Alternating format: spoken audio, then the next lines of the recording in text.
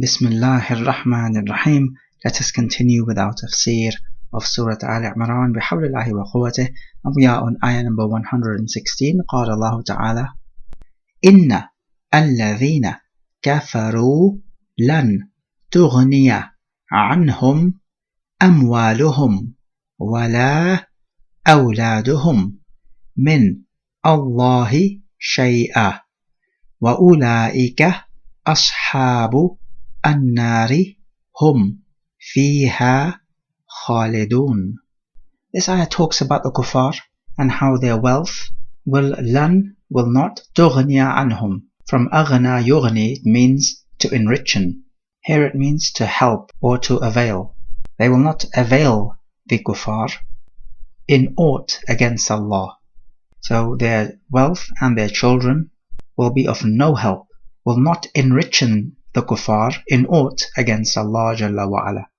And they are the Ashabun Nar, companions of the fire, which means they will be with the fire constantly, just like a companion is by your side constantly. Hum fiha khalidun, dwelling therein forever. We have come across these words before. Now the ayah is general about all kuffar. However, Ibn Abbas radiallahu anhuma says that this ayah was revealed in conjunction about Banu Qurayza and Banu Nadir. Why is this? Because the leaders of these two Jewish tribes wanted to gather and amass wealth in order to fight the Muslimin. It has also been said that this ayah was revealed about the mushrikun of the Quraysh, because guess what?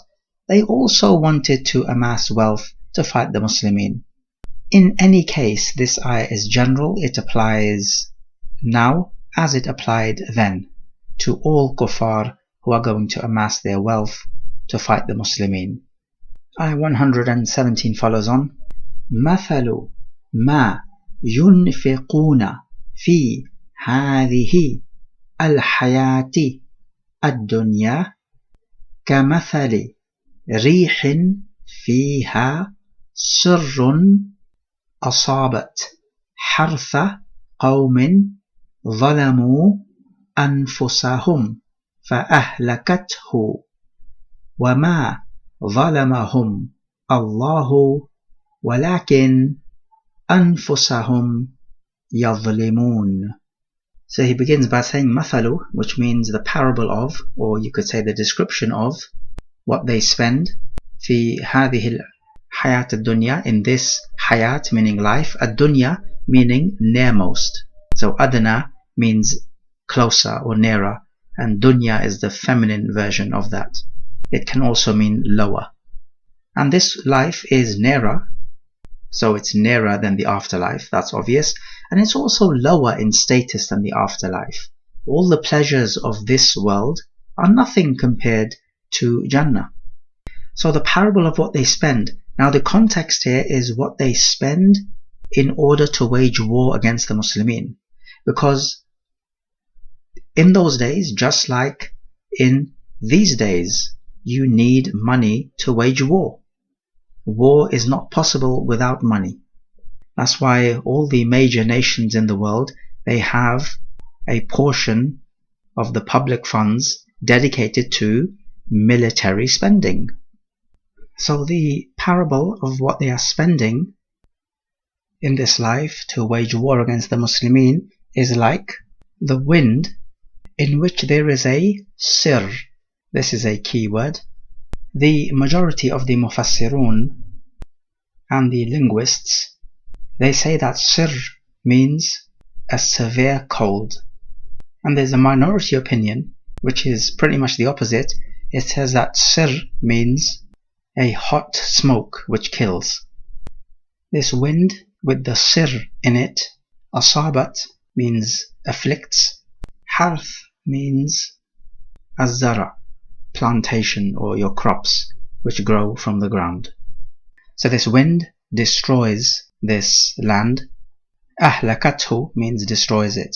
This is the harth of a people who wronged themselves. And you wrong yourself by committing sins, either against Allah or against other people. So in this parable, the harth, the tilled land, symbolizes the money that these kuffar spend. It all becomes destroyed and they are no longer able to benefit from it. So it's like saying they can spend all they want, no problem. It will not benefit them. And just like Allah can decree that the crops of the people should be destroyed, as well as their tilled land, so He can also decree that the expenditure of the kuffar go to waste. And He says that Allah did not wrong them. So when He destroyed them, He did not wrong them. Why? Because He gives them what they deserve. Wronging people would be destroying the wealth of a people who are spending it in a righteous cause. That would be wronging them. As for people who spend their wealth in evil causes and Allah destroys their wealth, then He's not wronging them. Rather, He is giving them what they deserve. This is adl, or justice. And He says that they wrong their own selves. Like we say, any sin that you commit, you are wronging your own self. You are not wronging Allah Jalla wa Ala in aught. So reflecting on these two ayatan, we pick up the clear-cut lesson that however much the kuffar spend to fight against the Prophet and the Sahaba, and however numerous they may become with their children and so on, it will not avail them in aught. And as we mentioned before, the same rule can apply to us as long as we are united upon the Sunnah, just like the Sahaba were. So this ayah is pertaining to the spending of the kuffar. As for the wealth of the believers, then Allah Jalla wa Ala also has some advice to give. He tells us that you must not let your wealth and your children distract you from the remembrance of Allah. Whoever does so, then they are the losers. We also take that the fire of hell exists and that the kuffar will be therein forever without ending. There are many other evidence as well, much more clear-cut than this ayah, but nevertheless this ayah does serve as an evidence. We may take from this ayah, just like any other ayah which has parables, that we may use qiyas or analogy in our fiqhi investigations and research when we want to arrive at a ruling, because parables are analogies. We may also take from the parables that it is a good idea to use parables to explain difficult concepts to the people, because sometimes a concept can be a bit too abstract for a person to wrap his head around. So what you want to do is to use a parable using something which is physical, something that they've seen before, and that will enable them to understand a much more abstract matter more effectively. We also take that Allah Jalla wa Ala does not commit dhulm because He has made this prohibited on His own self. And this is part of His perfection because He has perfect justice. And perfect justice means you cannot even have an inch of dhulm. And dhulm is a key word which we have spoken about before. Ayah 118. Ya ayyuha alladhina amanu la tattakhidhu bitanatan min dunikum la ya'lunakum khabalan waddu ma anittum qad badat al-baghda'u min afwahihim wa ma tukhfi suduruhum akbar qad bayyana lakum al-ayati in kuntum ta'qilun. This ayah obviously, as you can tell, is addressed to the believers. It is saying, La tattakhidhu, do not take bitana min dunikum, from other than you. Now bitana, what is this? It's a key word.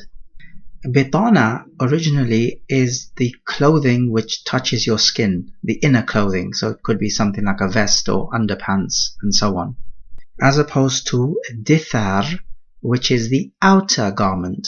So for example, if you're wearing a jacket or a coat, that's not going to be touching your skin. It's not an inner garment, that is an outer garment.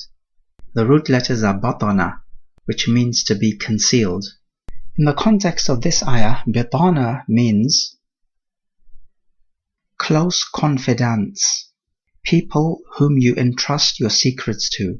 There is a word with a similar meaning in Surah At-Tawbah, which is walijah.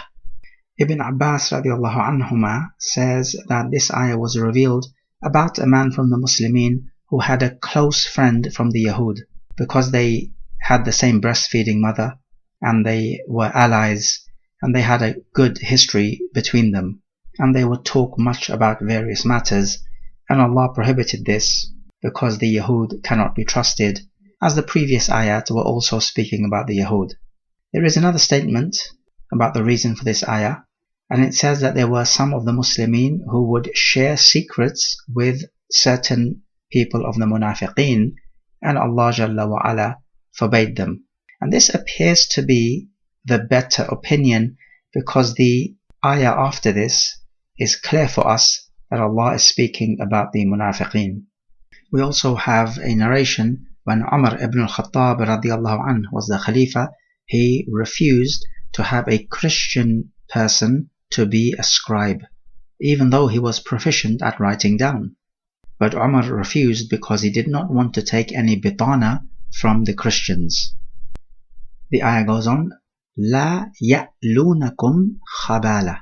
So first of all we have the verb ala ya'lu, which means to fail to do something. So in the negative context, la ya'luna would mean they will not fail. So they will leave no stone unturned, meaning they will not fail for you, khabala, from the word khabal, meaning fasad, corruption. So the ayah is telling us they will go to any extent to corrupt your affairs. They will not fail to corrupt your affairs. The ayah is giving the illah, the justification. Waddu, from the verb wadda, yawaddu, meaning to like something to happen or to love something. Ma is masdariya. Anittum, from anita ya'natu, means to be in mashaqqa, to be in difficulty, or tadiq, to be in straitened circumstances. So what the ayah is saying, they would love for you to be in difficulty and in straitened circumstances. When we say the ma is masdariya, what it means is waddu anatakum. He says qad badat, from bada yabdu, means to appear. Baghda, hatred. Hatred has appeared from the afwa, the plural of fahun, which means mouth. Hatred has appeared on their mouths, meaning verbally. وَمَا تُخْفِي صُدُورُهُمْ, and what their chests conceal, meaning their hearts, because the heart is in the chest, is akbar, is greater. So hatred has appeared on their mouths because of what they say about this deen, that it is false and so on. But what their hearts conceal is yet worse, meaning what they really believe is something that they do not even have any words for. That is how much they hate you.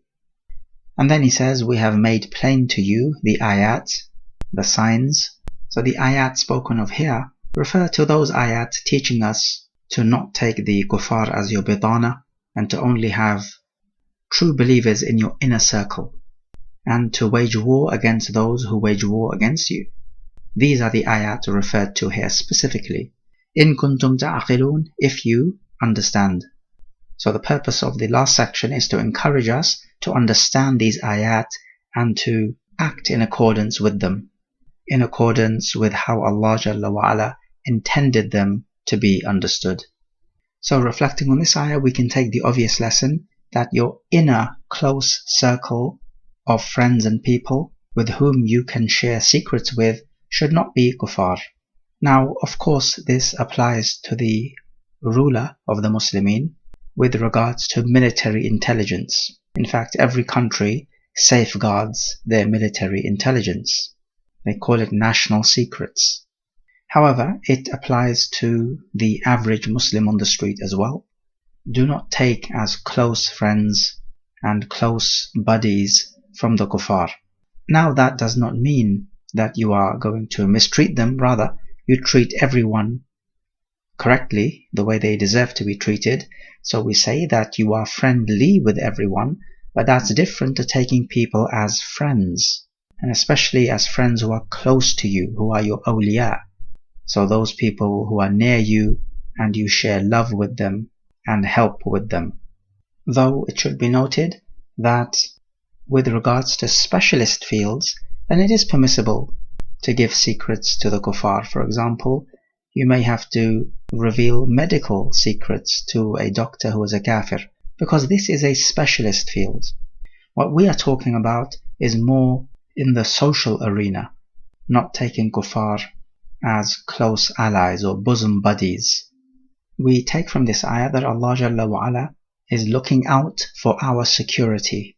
This is why He tells us to avoid people who are not going to leave any stone unturned in corrupting you, and they love that you should be in difficulty.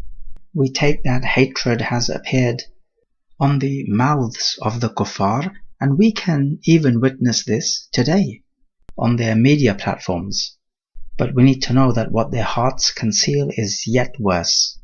We also take that Allah Jalla wa Ala has told us that essentially He's warned us when He says, we have made plain to you the ayat. And we take that only those who have proper understanding would be able to benefit from these ayat. As for those who do not have a proper understanding, that is from the heart, then these ayat are just any other words, which simply do not produce any fruits. هذا والله أعلم.